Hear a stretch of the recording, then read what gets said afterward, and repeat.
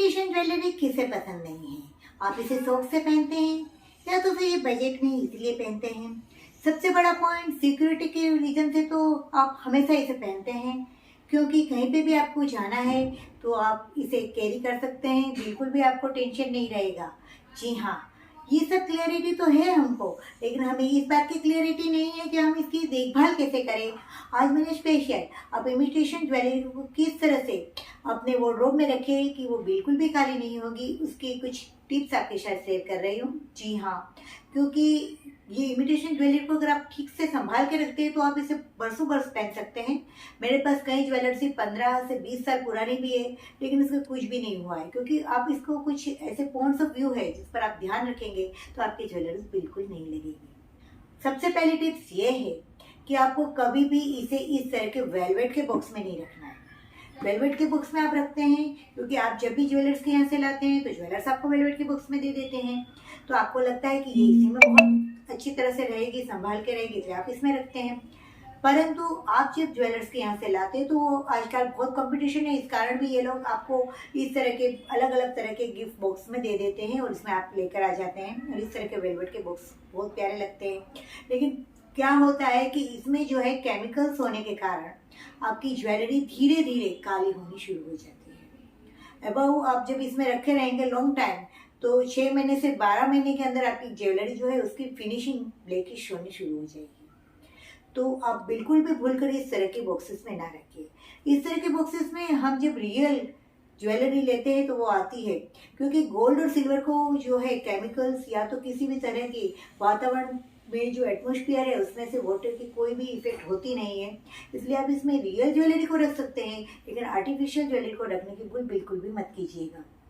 तो अब इसके बाद क्या होता है कि आप जब भी ज्वेलर्स के यहाँ जाते हैं तो आप उसे बोलते हैं कोई अच्छे से गिफ्ट बॉक्स बताइए, हमें किसी को गिफ्ट देना है, तो वो आपको कुछ इस तरह के गिफ्ट बॉक्स भी दे देगा।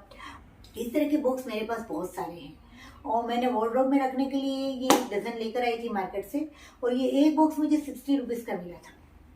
कुछ समय तो मैंने इसमें अपनी ज्वेलरी को रखा, फिर 3-4 महीने के बाद जब मैंने उस ज्वेलरी को देखा, क्योंकि मैं इस तरह की ज्वेलरी खास पहनती नहीं हूँ, तो जब मैंने एक बार इसे साफ करने के लिए निकाला और देखा तो मैं क्या देख रही हूँ, मेरी सारी ज्वेलरीज जो है वो ब्लैकिश होनी शुरू हो गई है और ऑलमोस्ट कई सारी तो ब्लैकिश होकर खराब भी हो गई। मुझे बहुत आश्चर्य हुआ कि जो ज्वेलरी मैंने 10-15 साल से रखी थी उसे कुछ भी नहीं हुआ, एकाएक इस ज्वेलरी को क्या हो गया। तो फिर मैंने जाकर ये बॉक्स जो थे वो ज्वेलर्स को बताए, तो ज्वेलर्स ने हमें बताया कि आपको इस तरह के बॉक्स में भी नहीं रखना चाहिए, क्योंकि इसमें केमिकल्स होता है, इससे जो आपकी ज्वेलर्स है वो खराब हो जाएगी। हाँ, वेलवेट के स्थान पे ये आपके जो है आप ये वाले बॉक्स यूज़ करेंगे वेलवेट की जगह, तो ये थोड़ा धीरे होंगे, लेकिन होगा जरूर, आपकी ज्वेलरी खराब तो जरूर से होगी, इसलिए आपको इसमें भी इसे नहीं रखना है। आपको आपकी ज्वेलरी जो है इस तरह से रुई में भी लपेट के नहीं रखना है, कॉटन में भी, क्योंकि अक्सर आप जब भी स्टॉक कीपर के यहाँ से लेकर आते हैं सेट और आप देखते हैं कि उसने रुई में लपेट के रखा है, इसलिए आप भी उसे इसी तरह से कॉटन में लपेट के रखते हैं। कॉटन में लपेटने से क्या होता है कि एटमॉस्फेयर में से जो वाटर है इसको ये ऑब्जर्व कर लेता है और आपकी ज्वेलरी को खराब कर देता है। जी हाँ, ज्वेलर्स के यहाँ या तो फिर शॉपकीपर के यहाँ बहुत बल्क में आते हैं सेट, तो वो लोग इसे रखने के लिए इस तरह की कॉटन का यूज़ करते हैं, लेकिन हमें इसे इस तरह से यूज़ नहीं करना चाहिए, नहीं तो हमारी ज्वेलरी खराब हो जाएगी। तो आपको इस बात का भी ध्यान रखना है। अब आप बोलेंगे कि हर बात में मैं कह रही हूँ इसमें नहीं रखिए, इसमें नहीं रखिए, तो हम रखें किस में। जी हाँ, ये भी आपकी राइट बात है कि हमें रखना किस में है, ये बहुत इंपॉर्टेंट है। रखने के लिए आपको कोई भी महंगे बॉक्सेस खरीदने की तो जरूरत ही नहीं है। आपके घर में कोई भी प्लास्टिक का इस तरह से मिठाई का बॉक्स है तो आप इसका यूज़ कर सकते हैं, या तो फिर मार्केट में आपको इस तरह के बॉक्स भी मिल जाते हैं तो आप वो ले आइए और इसमें रख दीजिए। कुछ इस तरह से मैंने इसमें ग्लास पेंटिंग भी कर रखा है, तो आप इस तरह से भी कर सकते हैं और इसमें आप अपनी ज्वेलरी को रख सकते हैं। हो सके तो आप एक छोटे छोटे बॉक्स में अलग अलग ज्वेलरी को रखिए, लेकिन अगर आपके पास इतने सारे बॉक्स नहीं है तो आप एक बॉक्स के अंदर भी सारी ज्वेलरी को इस तरह से रख सकते हैं। अलग अलग तरह से रख दीजिए, एक एक थैली में इसे रखकर फिर आपको इसके अंदर रखना है।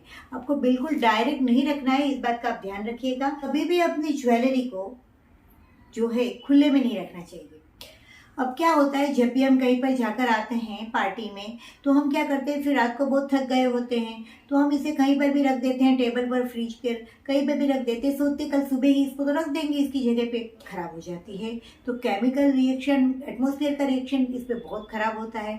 तो आप क्या कीजिए, जब भी आप कहीं से बाहर से जाकर आते हैं तो इस तरह का कॉटन लीजिए और कॉटन से आपको इसे बिल्कुल साफ करना है। जी हाँ, क्योंकि इसमें हमारे कुछ पसीना लगा हो सकता है, फाउंडेशन लगा हुआ हो सकता है, कुछ भी लगा हो तो उसको आप बिल्कुल साफ कर दीजिए। आप चाहे तो इधर आपके मेकअप ब्रश का भी यूज़ कर सकते हैं और इस तरह से आप साफ करके ज्वेलरी को जहाँ पर रखना है वहाँ पर उसे अपनी जगह पे रख दीजिए। क्योंकि आप कई बार क्या होता है, हमने रख दिया टेबल पे, कल रख ही देंगे सुबह, फिर कुछ और काम निकल आता है तो 1-2 दिन तक हमारी ज्वेलरी वहाँ की वहीं रह जाती है और फिर हमारी ज्वेलरी काली हो जाती है। तो ये मैंने खास नोट किया है कि सिल्वर जो ज्वेलरी होती है उसे आप जितना खुला रखेंगे वो बहुत जल्दी खराब होती है। गोल्डन ज्वेलरी तो फिर भी खराब धीरे से होगी, लेकिन अगर आपके पास सिल्वर ज्वेलरी है तो उसको आपने अगर इस तरह से खुला छोड़ दिया तो बहुत जल्दी एक रात में भी खराब हो सकती है। तो आप इस बात का जरूर ध्यान रखिए कि आपको ज्वेलरी को आने के बाद सीधा छोड़ना नहीं है। पानी से बचिए। जी हाँ, क्या होता है, आपने हाथ में रिंग पहन रखी है, आपने पानी से हाथ धो लिए, आपने बैंगल्स पहन रखी है, हाथ पानी से धो दिए, तो इससे आपकी जो बैंगल्स है उसमें पानी लगने से जो है उसकी फिनिशिंग डल हो जाएगी। तो आपको इस सब से बचना है। हो सके तो आप कम से कम पानी में हाथ डालिए इस तरह से, और अगर डालना ही है तो आप इन सब चीज़ों को पहले निकालिए और फिर इसे वॉश कीजिए और फिर इसे आप वापस पहन सकते हैं। तो ये बात को भी आपको खास ध्यान रखना है, तो आपकी ज्वेलरीज को कुछ भी नहीं होगा और बहुत अच्छी तरह से आप इसे मेंटेन रख सकते हैं। आर्टिफिशियल ज्वेलरी पहनकर आप हेयर स्प्रे और परफ्यूम का उपयोग बिल्कुल ना कीजिए। जी हाँ, अगर आप हेयर स्प्रे का यूज़ करना चाहते हैं तो आप अपनी जो हेयर स्टाइल है उसे बना लेने के बाद उस पर जो भी आपने ब्रोच लगाया है उस पर उसे ढककर आप जो है हेयर स्प्रे कर सकते हैं। और जब आप परफ्यूम यूज़ करें तो पहले आप परफ्यूम यूज़ कर लीजिए, तैयार हो जाइए और लास्ट में परफ्यूम यूज़ करने के बाद ही आप अपने सेट को पहनिए। जी, तो आपकी ज्वेलरी खराब नहीं होगी। कि आप कभी भी अपनी ज्वेलरी किसी को भी पहनने ना दीजिए।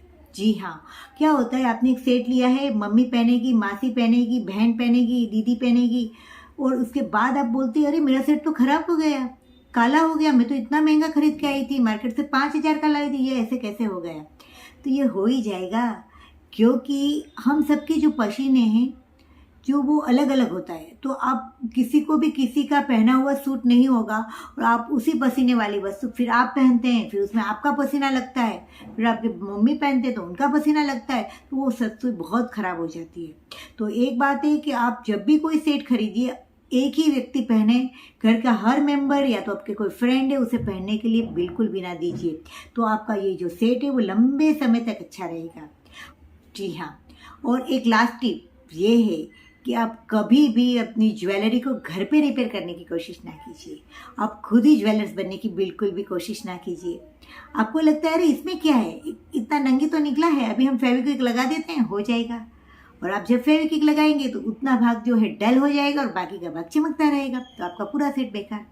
कुछ पीस टूट गया है तो आप क्या सोचते हैं, अरे इस पर क्या है, मैं ही रिपेयर कर लेता हूँ, इसमें कौन सी बड़ी बात है, ज्वेलर तो मुझे 100 रुपया बोल रहा है, 200 रुपया बोल रहा है। अरे भाई, वो उसका काम है, उसे करने दीजिए। आप खुद करके उस सेट को बिल्कुल ही इसकी कायाकल्प बदल देंगे और आप उसका यूज़ भी नहीं कर पाएंगे। तो ऐसी भूल आप बिल्कुल भी ना कीजिएगा। कुछ ऐसे आइडिया मैंने आज आपके साथ शेयर इसीलिए किए। इमिटेशन ज्वेलरी में 20 साल का मेरा अनुभव है और इसके आधार पर मुझे लगा कि कुछ ऐसी बातें हैं जो मुझे आपके साथ शेयर करनी चाहिए। अगर आपके पास इमिटेशन ज्वेलरी है तो इसे भी आप कैरी कर सकते हैं लंबे समय तक, आराम से 20-25 साल तक आप इसका आराम से यूज़ कर सकते हैं। और मेरी इस टिप्स को अगर आप फॉलो करेंगे तो ये काम आपके लिए बिल्कुल भी आसान होगा। पसंद आया ना मेरा ये आइडिया, तो जल्दी से बेल बटन दबा दीजिएगा। अगर चैनल में नए हैं चैनल सब्सक्राइब कर दीजिए, जिससे रविवार बुधवार को नए वीडियो का नोटिफिकेशन आपको सबसे पहले मिले। अब कितना भी करें, कई बार तो हमारी ज्वेलरी काली हो ही जाती है, कितना भी हम संभाल के रखें कभी तो भूल हो ही जाएगी ना हमसे। जी हाँ, और कुछ ऐसी भूल हमारे से होती रहती है, मेरे से भी हो गई थी। एक बार मेरा ऑक्सीडाइज का सेट था, वो बिल्कुल ही काला हो गया था, मतलब धीरे धीरे उसमें ब्लैकिश हो गया। अब मुझे कुछ समझ में नहीं है कि मैं इसका क्या करूं। तो मैंने क्या किया कि इस तरह से इस पर जो है गोल्डन कलर जो है इस पर लगा दिया था, और ये अपना जो फैब्रिक कलर आता है गोल्डन वही है। और देखिए कितना प्यारा इसका लुक आ रहा है, आप देख सकते हैं। और इस पर जो है मैंने यहाँ ग्रीन कलर के इस तरह से मोती नीचे लगा दिए, तो इसका लुक जो है वो आप देखेंगे बहुत ही प्यारा आ रहा है। तो आप इस तरह से भी इसका लुक चेंज कर सकते हैं। जी हाँ, और अपनी ज्वेलरी को फिर से नया बना सकते हैं। तो पसंद आया ना ये? अगर कोई क्वेरी है आपकी तो जरूर से मेरे साथ शेयर कीजिएगा। तो मिलते हैं कुछ ऐसे ही नई इनोवेटिव आइडिया के साथ।